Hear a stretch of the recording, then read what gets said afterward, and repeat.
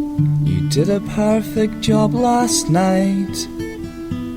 You shaved your legs and you washed your bike, and you looked like an Olympic cyclist to me. And in the Athens velodrome, I listened to the crowd roar you home. You were just a blur when you went past me. After the trials, after it all, you can see for miles, and I can't see at all. Hello, welcome to episode 27 of the For All That podcast. And this week we're joined by Chris Hoy. No, we're not. We're joined by Andrew Tickell as usual. How's it going, Andrew? Very well. I'm afraid my thighs are not quite as powerful as Chris Hoy's, but I'm otherwise very cheerful. How about yourself, Michael? Not too bad. And we're also joined by Robin McAlpine from the Reid Foundation. How's it going, Robin? I'm going good, and I'm not going to refer to my thighs at all. Oh, they're unspeakable. They're mean. No, they're actually quite nice. I used to be quite sporty. I've just been out digging things in the garden, so no. I'm just not going to talk about it. Modesty. Modesty is always a feature of the political left. Thunder thighs, I suppose, is the first topic today because there's been a lot of thunder around the man with those big thighs. Chris Hoy, lots of people supposedly abusing him. Is he being abused or is he simply being disagreed with? So we'll go to Robin with that first. Well, I mean, I had a quick look at this. The first thing to do is to set up the environment for this one. There has been an out-and-out strategy by Better Together to try to present independent supporters as nasty.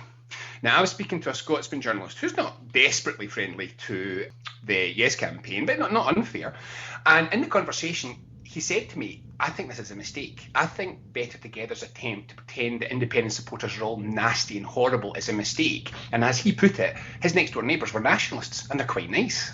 It's wrong. It's not a great strategy to try to present everyone's horrible, but they have done it absolutely relentlessly. And in fact, one of the things which I found quite strange about the whole thing was Calman, the comedian, she's, which could be either father or daughter, but the daughter, she managed to get miles and miles of front page headlines saying that she was being abused on Facebook because of something that she said on a joke, without a single example of what this abuse was. Now, I find this very interesting. If I phoned up and said I've been abused, the next thing I would expect to be asked was, in what way? So you don't even have to do anything to get abused, to be accused of abusing somebody nowadays. And in the Hoy case, I looked, and the worst thing that somebody said was traitor, naysayer, and that he was privately educated. Now, those sound awfully like arguments. And another point that I think is awfully problematic in this is this idea that somehow people who are not practicing politicians are beyond political debate. Leave him alone, he's just a cyclist. Leave her alone, she's just a comedian. No, you're a cyclist who made a political intervention in the national media. That makes you engage in a political debate, and you, like everyone else, has to engage in the political debate. I can't see why pointing out that he's from an elite part of Scotland, a very wealthy part of Scotland, has done particularly well out of Britain in a personal basis is irrelevant to a debate about constitutional future when someone gives these views. I can't see the issue. If that rule about leaving people out of it who aren't actually politicians was applied, I'd really have to delete a lot of stuff about Bono that I've written. But Andrew, what do you make of all this? Yeah, I think it's an interesting point that Robin made there about the sort of why are Better Together and their friends in the press really pursuing this story that nationalists, Scottish nationalists in this case, are foaming-mouthed, loopy people. I think it's quite odd, and it maybe feeds into a feature that you sometimes see with some members of the Labour Party, the sort of internationalists in one country, as I like to think of them, that sort of want to construct nationalism as a form of thought which is inherently really reactionary and is always given to discord and division, and quietly ignores the fact that most people who are kind of pro-unionists, not everybody, sometimes you get your instrumental socialists, but many of them, like Ed Miliband, would say, well, I feel British, and he's a British nationalist, pure and simple. And I think it's quite odd, and I think it does, as Robin was saying, have a bit of a risk for Better Together here, because we all know people on both sides of the political camp on the constitutional question, and the idea that you can sort of systematically vilify and suggest that the pro-nationalist people are all bonkers is, I think, not very recognisable to most people, because we have to remember in 2011 many people who voted for the SNP, and I don't think in that sense we can assume that everyone shares the view of the Labour Party that the SNP are a kind of band of demented sort of neo-Braveheart monstrosities. I think it's very odd. Yeah, do you think that we'll have to reach a point where we actually have to make some kind of definition, or is there a legally standing definition of what constitutes disagreement and what constitutes abuse? It's an interesting area. No, there is. There's a legal definition. It's called defamation. We have a legal situation in Scotland where we have something which is defamatory as a purpose, and something which is grossly indecent is also prescribed in law. There are basic laws for this stuff. But no, we don't need a rule, because we've got a very, very well-established human coping mechanism for this, and it's called walking straight by. If we wanted to, every Saturday night of our life, we could completely ruin our nights by talking to the most aggressive drunk in the street. And that would be quite an easy thing to do. But what we do is we walk straight by. Yeah, keep going. That's what you do in the real world, and that's what you should be doing online. It's kind of like what I feel at the moment is the Better Together campaign seem to be seeking out every drunk in the town to have an argument with, so they can come home and prove that actually all the people in this town are horrible. Walk on by, keep moving. There have been nutters since the dawn of time, and there'll be nutters till the end of time. And giving them credit by making a big thing about it is really silly. Does that mean Better Together? Sorry, Andrew, but does that mean that Better Together are the aggressive drunk in the street? No. In this occasion, they're trying to identify people on their side. But there is a very important point here, and this is one which, again, got to be careful how you broach. But I know for a fact, because I've seen some of it, that Humza Yusuf, who's a Scots-Pakistani MSP, has had the kind of online abuse which is criminally actionable. It is vile, it is vicious, pro-union, British National Party, English Defence League, out and out racism, requesting him and his family be murdered, this sort of thing, that they were burnt in the street, that they're most be knocked down. Now, what I'd like to get across here is, I shouldn't really be revealing that, I know that from an inside source, but they don't go out and press release that. They're not straight on at the press saying the British National, why is Better Together not pulling in the British National Party, which is the far extreme of their area. So I think that it would be good if everybody, and I mean everybody, could take a bit of an example from that, which is let the nasty people fester in their own bedrooms and don't give them the publicity. Andrew?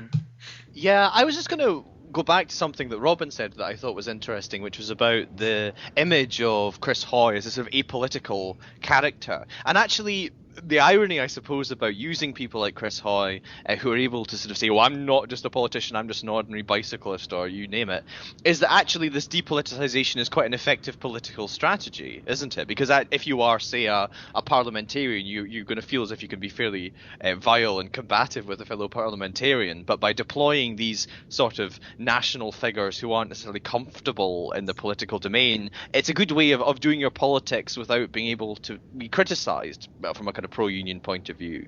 I wonder, what do you think about it? Just to unpack what you think about that, Robin, a wee bit more. Well, bear in mind that I've got two heads in this one. I was a political strategist for years, and there's two issues to this. It can be incredibly good or utterly catastrophic. So there's the Sean Connery effect. Everybody loves him until he speaks, and then they suddenly remember that actually we quite like him as an actor, but not the politics. So you've got to be careful. This has worked for Hoy, but he's also fallen behind what I'd call the 3 test, which is first time a non-political figure tells you how to run your life, you think, oh, that's interesting. Second time a non-political figure tells you how to run your life, you start to think, yeah, okay, I heard that before. The third time you start to think, wait a minute. After that, they become political.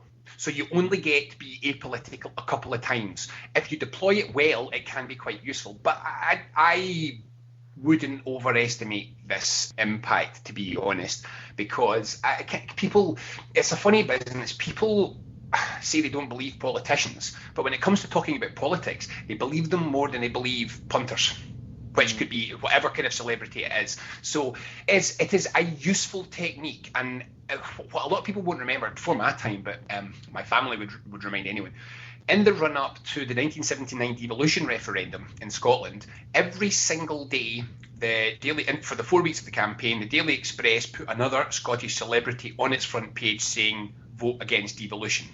And people at the time considered that to have been an incredibly effective tactic. Each one did it just once. So it depends how you use it. It's a tool which can be very effective, but it's a tool which can backfire as well. So you have to be clever about it and careful about it.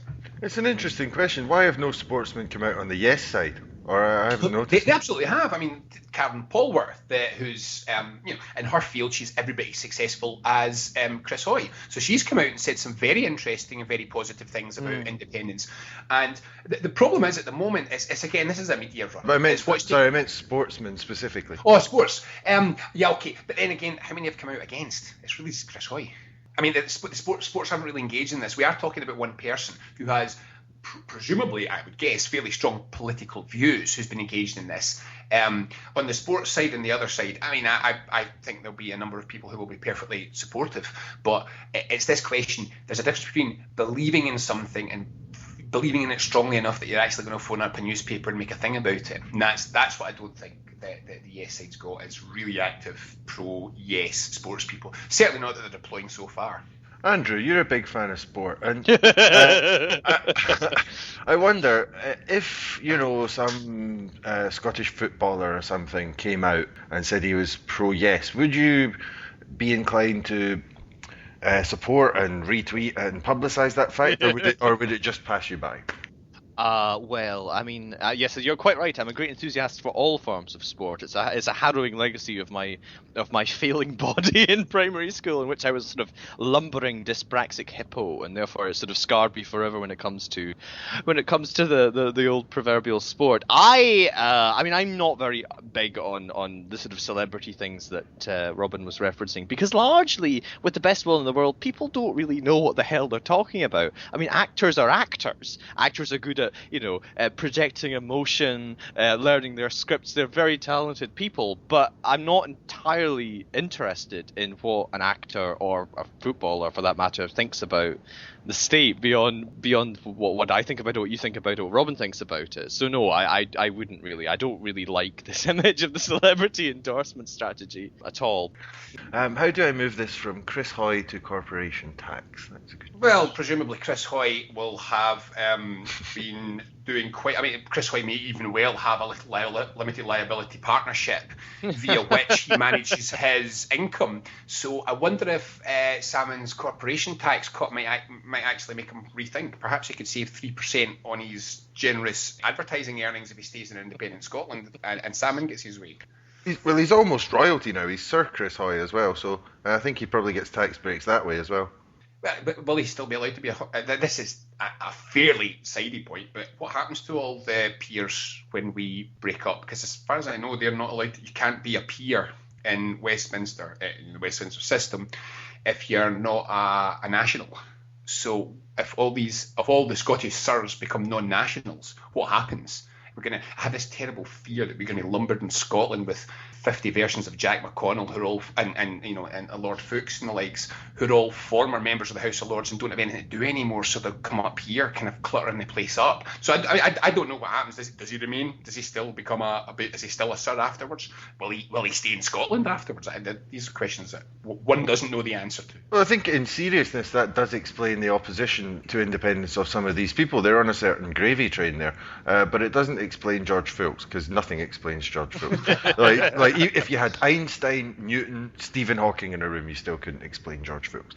But anyway, so to move on, we'll come back to this corporation tax idea, because I personally wouldn't be in favour of a cut. It was discussed in First Minister's questions this week.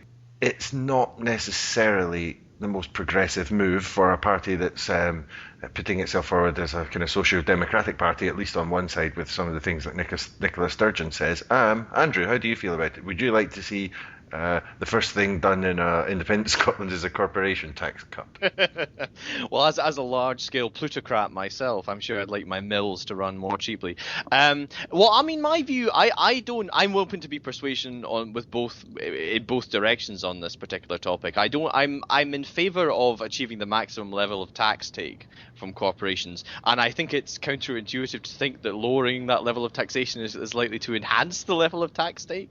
I'm not a big devotee of your Laffer curve economics, but I think it's part. I mean,